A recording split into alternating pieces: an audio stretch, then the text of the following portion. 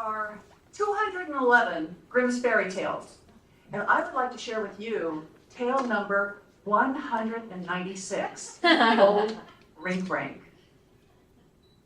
Once upon a time, there was a king who loved his daughter with such a possessive passion that he had a glass mountain built to protect her from unsuitable suitors. And then he declared, "Whosoever can cross to the other side of the glass mountain without falling may wed my daughter." Oh, many came. They came from far and wide. Princes and knights and even hopeful young squires. None could climb that glass mountain. Some broke an arm when they fell. Some broke a leg. And many a man broke his neck. And those who survived the fall retreated, bruised, battered, and bloody. Now the princess watched these bold men trying to climb that mountain of glass, and secretly she was glad when they failed. For there was a young man, not a prince, not a knight, not even a squire, just an ordinary young man who loved that princess with all his heart, and she loved him.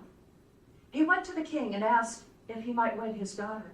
And the king said, "Yes, if you can cross the mountain without falling, you may wed her." The princess stood beside her beloved and said, "I will go with you, and I will be there to catch you if you should start to fall."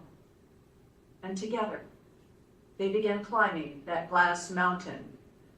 They were halfway up when the princess slipped and fell, and before her beloved could reach back and grasp her hand, the mountain had opened up and closed her up inside it.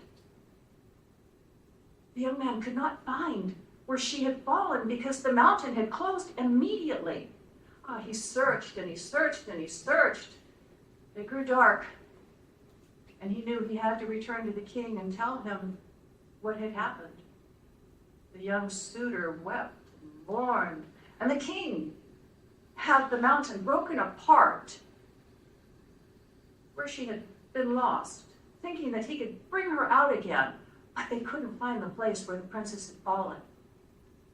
The king's daughter had fallen through a portal, down, down, down, deep into the earth. She landed in a great cave. An old man with very long, thin legs and a very long gray beard came to greet her. "If you will be my servant and do everything I tell you, you may live. If not, you will die." Given such a choice, the princess chose to live and do as the old man commanded. Every day, he would pull a ladder out of his pocket, set it up against the mountain, climb to the top, and then pull the ladder up after him. The princess, meanwhile, had to wash his dishes, make his bed, clean the house, cook his dinner, do whatever he had commanded for the day. And when he returned, he always brought with him a heap of gold and silver. This went on day after day, year after year, until the princess's golden hair turned silver. She had lived with him for many years and had grown old, doing always as he commanded. One day he came to her and said, "I have decided that I shall call you Mother Mansrot, and you shall call me Old RinkRank." Not long after this, he went out.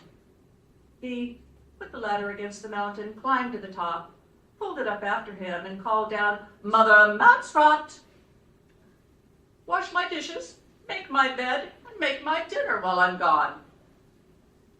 The princess listened until she heard his footsteps fading away. And then she went to the front door, and she slammed it shut with all her might. "That is not my name." she went around the house after she bolted that door tight, and she closed and locked every window save one small one, and this one she left open. Now, when Old RinkRank returned, he tried the door and found it locked, and so he called out, "Mother Mouserot, open the door for me." But the princess said, "No, I will not open the door for you, Old RinkRank. Here I stand, poor Old RinkRank, on my 17 long shank, on my weak and weary foot. Wash my dishes, Mother Mouserot. I have washed your dishes already, and I'll not wash them again. My name is not Mother Mouserot. Here I stand, poor Old RinkRank, on my 17 long shank, on my weak and weary foot. Oh, make my bed, Mother Mouserot. I have made your bed already, and I'll not make it again, and I will tell you once again, that is not my name. Here I stand, poor Old RinkRank, on my 17 long shank, on my weak and weary foot. Open the door, Mother Mouserot."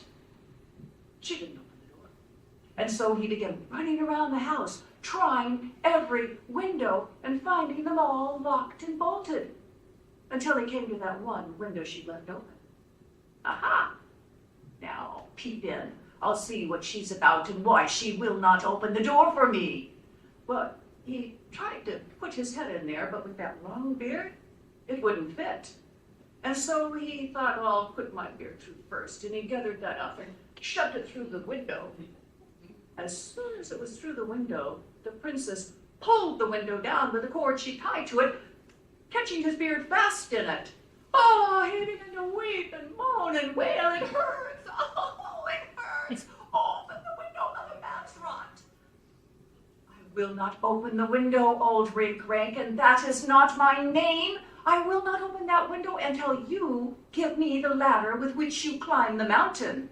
Oh, he struggled, he moaned, he wailed, but he soon figured out that he was not going to be set free until he gave her the ladder. The princess tied a very long ribbon to that window, and then she set up the ladder against the mountain. She climbed the mountain to the top, and then she pulled on that ribbon and opened the window. The princess returned to her father, who was now very old indeed. She told him everything that had happened, and the king wept with happiness, and the princess wept with happiness, for her beloved had waited all these years for her. Together they went, and they dug up that mountain, and they found Old RinkRank and all of his gold and silver. The king ordered Old RinkRank put to death, and he took all of that gold and silver. The princess married her beloved, and they lived the last years of their life right happily in luxury and joy.